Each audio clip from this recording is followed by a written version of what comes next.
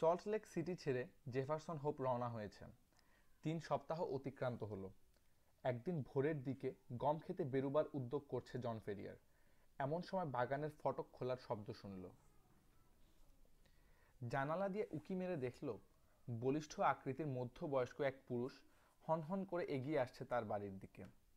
হৃৎপিণ্ডটা লাফিয়ে উঠল বুকের ভেতর। চিনতে অসুবিধা হলো না, মর্মন প্রধান বিঘ্রাম ইয়ংকে। নিজেই বাড়ি বয়ে এসেছে, এই ইঙ্গিত শুভ হতে পারে না। আতঙ্কে ভয়ে শিউরে উঠেও জন দৌড়ে এগিয়ে গেল অভ্যর্থনা জানাবার জন্য। কঠিন মুখে অভিবাদন গ্রহণ করে ঘরে এসে বসল বিঘ্রাম ইয়ং। জন ফেরিয়ার দাঁড়িয়ে দাঁড়িয়ে হৃৎপিণ্ডের শব্দ শুনছে। তীক্ষ্ণ চোখে তাকে নিরীক্ষণ করে মর্মন প্রধান বলল, ব্রাদার ফেরিয়ার, না খেতে পেয়ে মেয়েকে নিয়ে মরুভূমির বুকে মরতে বসেছিলে তুমি। আমরা তোমাকে উদ্ধার করেছি, আহার দিয়ে বাঁচিয়ে তুলেছি। পরে নিরাপদে এই ঈশ্বর দত্ত রাজ্যে নিয়ে এসে জমি জায়গার অংশ দিয়েছি। তোমাকে আমরা আমাদের একজন করে নিয়েছি। তুমি যাদের কাছাকাছি পেয়েছ তারা প্রত্যেকেই এই ধর্মে প্রকৃত বিশ্বাসী। তোমার সঙ্গে আমাদের একটা শর্ত ছিল, আমাদের ধর্মমতকে তুমি মনে প্রাণে গ্রহণ করবে, নিষ্ঠা নিয়ে ধর্মের নীতি নির্দেশ পালন করবে। তুমিও কথা দিয়েছিলে, কিন্তু এখন শুনতে পাচ্ছি তুমি আমাদের ধর্মকে অবজ্ঞা করছো। জিভ দিয়ে ঠোঁট চিবিয়ে নিয়ে ফেরিয়ার বলল, আমি তো কোনোভাবেই কোনো রীতি লঙ্ঘন করিনি। সাধারণ তহবিলে নিয়মিত চাঁদা দিই, মন্দিরে যাই। তুমি বিয়ে করনি। আমার প্রয়োজন নেই বলে করিনি। আমার মেয়ে রয়েছে, তাকে দেখাশোনা করতে হয়। তাছাড়া দেশে মেয়ের সংখ্যা কম। বিয়ের প্রয়োজন আমার চাইতে যাদের বেশি তাদের কথাও আমার ভাবা উচিত। তোমার এই মেয়েকে নিয়েই কথা বলতে এসেছি। অনেক রকম কথা কানে আসছে। জন ফেরিয়ারের প্রাণ উড়ে যাবার মতো হলো এই কথাটি শুনে। তোমার মেয়ে বড় হয়েছে, উটা অঞ্চলের শ্রেষ্ঠ সুন্দরী সে। গণ্যমান্য অনেকেরই চোখে পড়েছে, পছন্দ হয়েছে। কিন্তু শুনছি সে নাকি একজন বিধর্মীর বাগদত্তা। যদিও কথাটা আমি গুজব বলেই ধরে নিচ্ছি। আমাদের মধ্য থেকে তুমি আমাদের ধর্মীয় নীতিকে এভাবে পায়ে ঠেলবে এ আমি বিশ্বাস করতে চাই না। ফেরিয়ারের জবাব শুনবার আশায় একটু বিরতি দিল মর্মন ধর্মগুরু। ফেরিয়ার নিঃশব্দে দাঁড়িয়ে থেকে শুনে যেতে লাগলো। আমাদের 4 মহন্তর অধিবেশনের সিদ্ধান্ত হয়েছে, এই একটি ব্যাপারে তোমার ধর্মবিশ্বাস আমরা যাচাই করব। তোমার মেয়ের বয়স কম হলেও তার মতামতের দাম দেয়া হবে। আমাদের বয়স্ক পত্নীর সংখ্যা অনেক, কিন্তু আমাদের ছেলেদেরও বউ থাকুক সেটাই আমরা চাই। স্ট্যানজারসনের 1 ছেলে, ড্রেবারের 2 ছেলে। ওরা অর্থবান, বয়সও কম, ধর্মেও প্রকৃত মতি আছে। এদের মধ্য থেকে একজনকে তোমার মেয়ে বেছে নিক। এ ব্যাপারে তোমার কিছু বলার থাকলে বলো। ফেরিয়ার ধীরে ধীরে শান্ত কণ্ঠে বলল, এই বিষয়ে কথা বলবার আগে আমাকে একটু সময় দিন। বেশ, 1 মাস সময় তোমাকে দেয়া হলো। নিজে ভেবে মেয়ের সঙ্গে আলোচনা করে কর্তব্য স্থির করো। বলতে বলতে দাঁড়ালো ইয়াং। দরজার দিকে এগিয়ে গিয়ে আবার ঘুরে দাঁড়িয়ে ধারালো কণ্ঠে বলল, ব্রাদার ফেরিয়ার, 4 মহন্তর আদেশ অমান্য করবার আগে সিয়েরা ব্ল্যাঙ্কোর শুষ্ক মরুবালুর কথা একবার মনে করো। ঘর থেকে যেন ছিটকে বেরিয়ে গেল ইয়ং।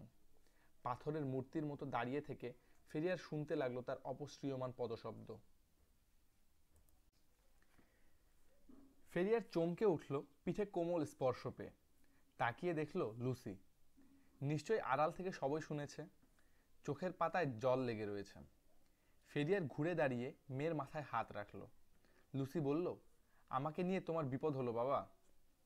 মেয়ের মাথায় সস্নেহে হাত বুলোতে বুলোতে ফেরিয়ার বলল, ভাবিস না মা, একটা কিছু ব্যবস্থা ঠিক হয়ে যাবে। জেফারসন বড় ভালো ছেলে, তাছাড়া খ্রিস্টান।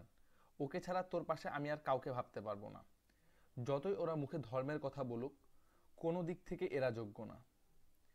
1 মাস তো সময় আছে, খবর পেলে ঠিক ছুটে আসবে। কাল নেভাদায় একটা দল যাচ্ছে, এদের হাতেই তাকে খবর পাঠাবো। ও এলে চিন্তা ভাবনা করে কর্তব্য স্থির করব। তোমাকে নিয়েই যত ভাবনা বাবা। অবতারের বিরুদ্ধাচরণ যারা করে তাদের ভালো হয় না। কত গল্পই তো শুনি এ নিয়ে, তারা নাকি চিরতরে হারিয়ে যায়। বিরুদ্ধাচরণ তো কিছু করিনি এখনো। 1 মাস সময় আছে। তেমন বুঝলে আগে থেকে সব বিক্রি বাটা করে নগদ টাকা বের করে নেব। তারপর উটা ছেড়ে চলে যাব। এখানকার চালচলন আমার মোটেই ভালো লাগে না। একজনের হুকুমে উঠা বসা, স্বাধীনতা বলে কিছুই নেই। এই রীতিনীতি বরদাস্ত হয় না। কিন্তু এখান থেকে বেরুবে কি করে বাবা? ভাবিস না মা, জেফারসন আগে আসুক, ঠিক একটা ব্যবস্থা দেখিস হয়ে যাবে। মেয়েকে সান্ত্বনা দিয়ে নিশ্চিন্ত করে ঘরে পাঠিয়ে দেয় ফেরিয়ার। কিন্তু নিজে রাতে শুতে যাবার আগে দরজা জানালা বেশ ভালো করে বন্ধ করলো। তারপর শোবার ঘরে ঝোলানো মরচে পড়া পুরনো শটগানটা নামিয়ে গুলি ভরে রাখলো। পরদিন সকালেই সল্টলেক সিটিতে রওনা হলো ফেরিয়ার। পরিচিত একজন যাচ্ছে নেভাদা মাউন্টেন্সে। তার মুখে জেফারসনকে খবর পাঠিয়ে দিল। ঘোরতর বিপদ। খবর পাওয়া মাত্রই যেন চলে আসে। খবর পাঠাতে পেরে যেন বুকের বোঝা খানিকটা হালকা হলো। বাড়িতে একা রেখে এসেছে লুসিকে। কি থেকে কি হয়। একসঙ্গে দীর্ঘকাল থাকলেও মর্মনদের মনে প্রাণে বিশ্বাস করতে পারে না ফেরিয়ার। এখন তো আরও নয়। সিটিতে আর দেরি না করে বাড়ির দিকে রওনা হলো। খামার বাড়ির কাছাকাছি আসতেই চোখে পড়ল ফটকের সামনে দুপাশে দুটি ঘোড়া বাঁধা। কে এলো আবার। দ্রুত পা চালিয়ে বাড়ি ঢুকে দেখে বসবার ঘর দখল করে আছে দুই যুবক। লম্বাটে মুখ, ফ্যাকাশে চেহারার একজন চেয়ারে গা এলিয়ে দিয়ে পা তুলে দিয়েছে স্টোভের উপর। আর একজন ষাঁড়ের মতো চেহারা, জানালার পাশে দাঁড়িয়ে পকেটে হাত গুজে শীষ দিয়ে চলতি গানের সুর ভাবছে।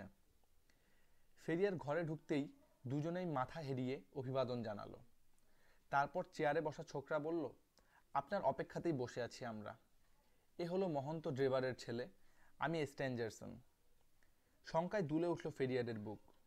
ব্যাপারটা ততক্ষণে সে আঁচ করে নিয়েছে। কঠিন মুখে তাকালো পরপর দুজনের মুখের দিকে। স্ট্যাঞ্জারসন বলল, আপনার মেয়েকে বিয়ে করার প্রস্তাব নিয়ে আমরা এসেছি। অবশ্য বাবাদের কথাতেই আসা। আমাদের দুজনের মধ্যে একজনকে বেছে নিতে পারেন।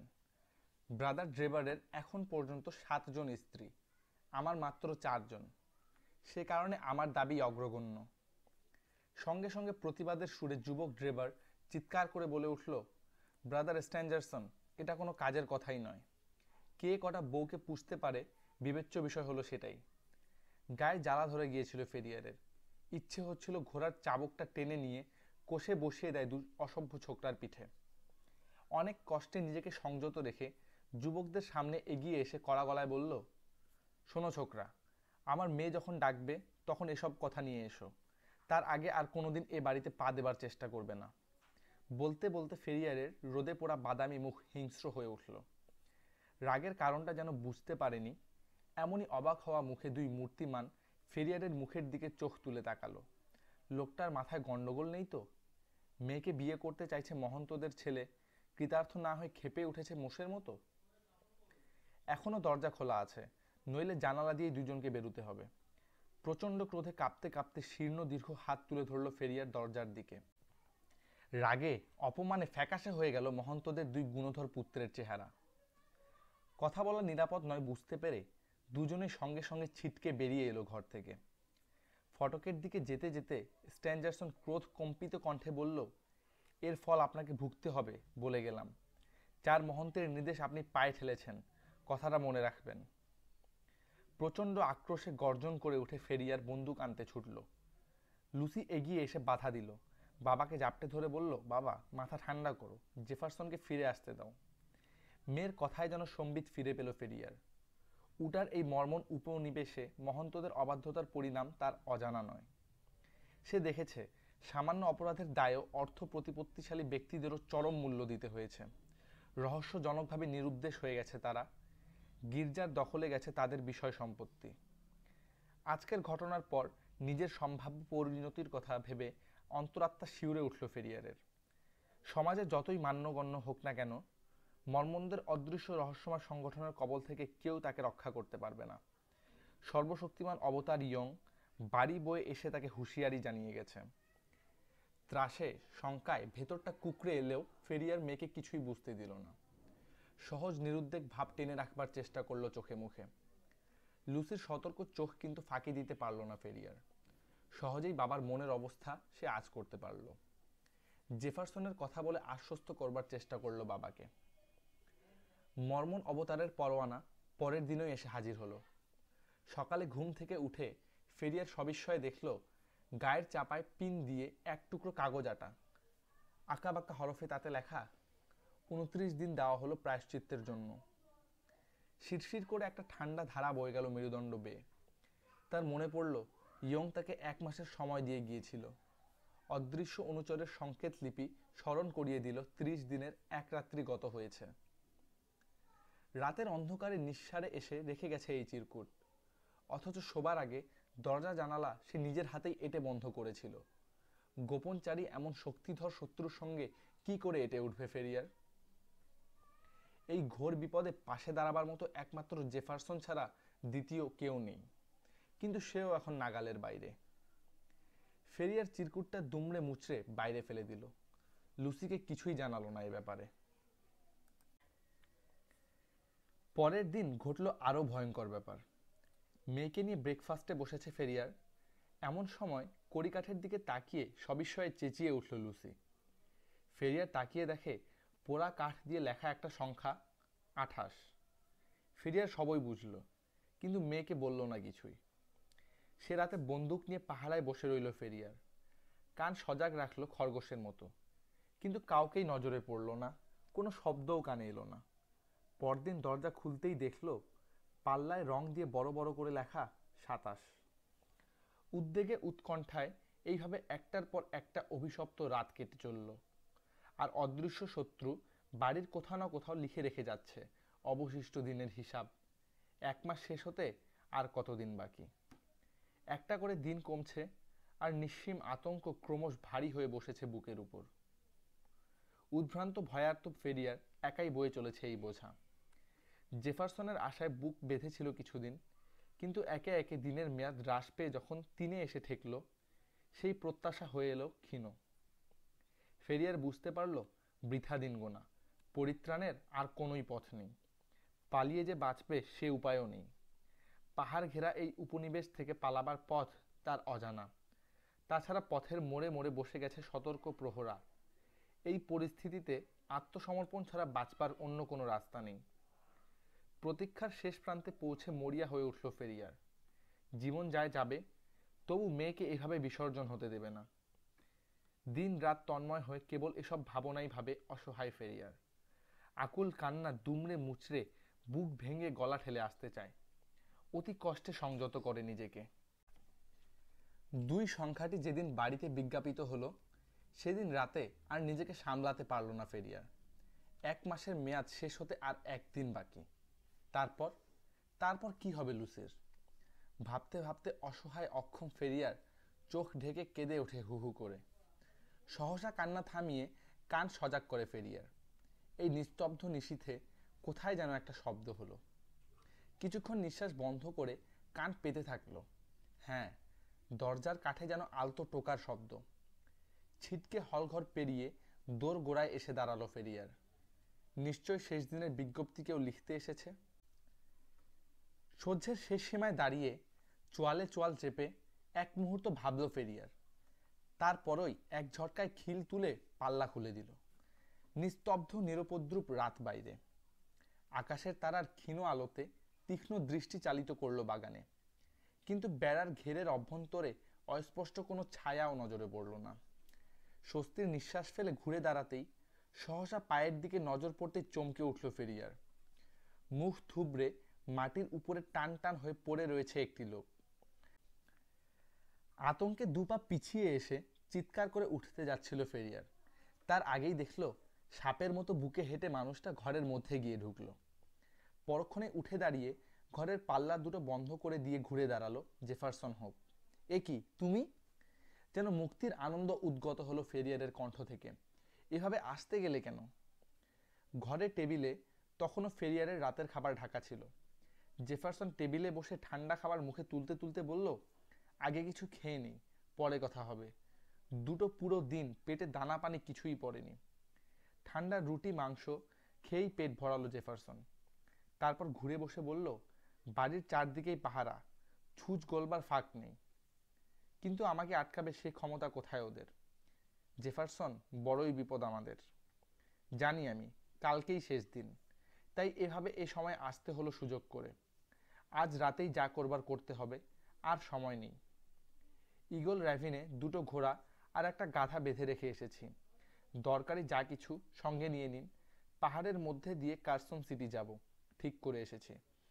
তাড়াহুড়া করে তক্ষুনি লুসিকে জাগানো হলো। খাবার দাবারের একটা পোটলা বাঁধল জেফারসন, কুজোয় ভরে নিল জল। লুসি তার দরকারি মূল্যবান জিনিসের একটা পোটলা বেঁধে জেফারসনের হাতে দিল। এতদিন পরে দেখা এমন এক পরিস্থিতি যে দুটো মুখের কথাও বলতে পারল না সে জেফারসনকে। কয়েক মিনিটের মধ্যেই পোটলা পুটলি বাঁধা হয়ে গেল। জেফারসন বলল, ওরা সদর দরজা আর খিড়কির দরজায় নজর রেখেছে, তবে পাশের জানালা দিয়ে বেরিয়ে ক্ষেতের মধ্যে যাওয়া যাবে। রাস্তায় পৌঁছে মাইল 2 গেলেই ঘোড়ার কাছে পৌঁছতে পারবো। এখনই বেরিয়ে পড়লে ভোর নাগাদ পাহাড়ের মাঝামাঝি পৌঁছানো যাবে। পথের অবস্থা কেমন? ফেরিয়ার শঙ্কিত দৃষ্টিতে জানতে চায়। জেফারসনের ঢিলা পোশাকের সামনে উকি মারছিল রিভলভারের কুদো। তার উপর হাত রেখে সে দীপ্ত তেজে বলে উঠল, যেমনই হোক আমাদের এগুতে হবে। শেষ হবার আগে অন্তত কয়েকটাকে তো নিয়ে যেতে পারবো। জেফারসন বেশ কিছু সোনার মোহর আর নোট সঙ্গে এনেছিল, তুলে দিল ফেরিয়ারের হাতে। নিজের কাছে যা ছিল সব একসঙ্গে তুলে বোঝাই করে নিল ঘাড়ে। জেফারসন খাবারের পুটলি আর জলের কুজো নিল। লুসি নিল নিজের পোশাক আশাকের পুটলি। বাড়ির সব আলো নেভানো, আকাশে হালকা মেঘের আস্তরণ। জানালা খুলে একে একে সবাই নেমে এলো বাগানে। তারপর হেঁট হয়ে রুদ্ধ নিঃশ্বাসে ঝোপের আড়ালে গা ঢেকে এসে পৌঁছালো শস্য ক্ষেতের ধারে। সামনেই একটা ফাঁক, তার ভেতর দিয়ে গলে ক্ষেতের মধ্যে ঢুকতে হবে। পথ দেখিয়ে সামনে চলেছে জেফারসন। ফাঁকের মধ্যে ঢুকতে গিয়ে কিন্তু থমকে গেল। আচমকা ঘুরে দাঁড়িয়ে দু হাতে চেপে বাপ বেটিকে মাটিতে শুইয়ে দিল। পরক্ষণে নিজেও পড়ে রইল নিশ্চল হয়ে। এই সময় একটা নিশাচর পাহাড়ি পেঁচা ডেকে উঠল কর্কশ কণ্ঠে, গজ কয়েক দূরেই। খানিকটা দূর থেকে যেন জবাবে ডেকে উঠল আর একটা পেঁচা। পেঁচার ডাক থামতেই সামনের ক্ষেতের ফাঁকের ভেতর থেকে একটা আবছায়া ছায়ামূর্তি উঠে দাঁড়ালো। এই ফাঁকটাতেই ঢুকতে যাচ্ছিল জেফারসন। তার সতর্ক বুনো কান বিপদের আভাস পেয়েই রুখে দাঁড়িয়েছিল। দেখা গেল মাটি ছেড়ে উঠে দাঁড়াতেই সেই ছায়ামূর্তির মুখ থেকে বেরিয়ে এলো পেঁচার কর্কশ ডাক। সেই ডাক শুনে অন্ধকারের মধ্য থেকে এগিয়ে এলো আর একটা ছায়ামূর্তি। প্রথম মূর্তি বলল, মনে থাকে যেন কালকে মাঝরাতে নিশাচর হুইপার উইল পাখি 3 বার ডাকবে পরপর। ঠিক আছে, ব্রাদার ড্রেবারকে জানিয়ে দেব, বলল দ্বিতীয় মূর্তি। ব্রাদার ড্রেবার যেন সবাইকে বলে দেয়, 9 to 7, 7 to 9। দুই মূর্তি দুদিকে এগিয়ে মিশে গেল অন্ধকারের মধ্যে। মাটির উপর মলার মতো পড়ে থেকে সবই শুনল জেফারসন। সংকেত আর পাল্টা সংকেত ধ্বনি কানে লেগে রইল তার। পায়ের শব্দ দূরে মিলিয়ে যাওয়ার সঙ্গে সঙ্গে কুজো হয়ে উঠে দাঁড়ালো জেফারসন। তারপর বাপ বেটিকে টানতে টানতে সেই ফাঁকের ভেতর দিয়ে গলে গিয়ে ছুটতে লাগলো সামনে। কারুর মুখে কোনো কথা নেই, হেট হয়ে কেবল ছোটা। লুসি দম ফুরিয়ে থমকে গেলে পাঁচকোলা করে তুলে নিয়ে ছুটছে জেফারসন। মাঝে মাঝে ফিসফিস করে বলছে, সাবধান, চারপাশে শান্তিদের প্রহরা, তাড়াতাড়ি পার হয়ে যেতে হবে। হাঁপাতে হাঁপাতে হাই রোডে পৌঁছলো 3 জন, কিন্তু থামলো না, ছুটতে লাগলো আরও বেগে। কিছু দূরেই একটা এবড়ো থেবড়ো পায়ে চলা পথ বেরিয়ে পাহাড়ের দিকে গেছে। এদিককার পথঘাট জেফারসনের মুখস্থ। মোড় ঘুরল পায়ে চলা পথ। বন্ধুর দুর্গম পথ, মাঝে মাঝে পাথরের বাধা। একটা সংকীর্ণ নদীখাত পেরিয়ে একে বেঁকে আরো বেশ কিছু দূর এগিয়ে গেছে। চারদিকে উঁচু পাহাড়ের পাঁচিল ঘেরা একটা নিভৃত অঞ্চলে এসে থামলো সকলে। বাইরে থেকে দেখা যায় না বলে বাহনগুলো বাঁধা ছিল এখানেই। জেফারসন ঝটপট লুসিকে বসিয়ে দিল গাধার পিঠে। তারপর নিজেরা দুজনে 2 ঘোড়ার পিঠে চেপে বসলো। ঘোড়া হাঁকিয়ে চলল বিপজ্জনক খাড়াই পথে।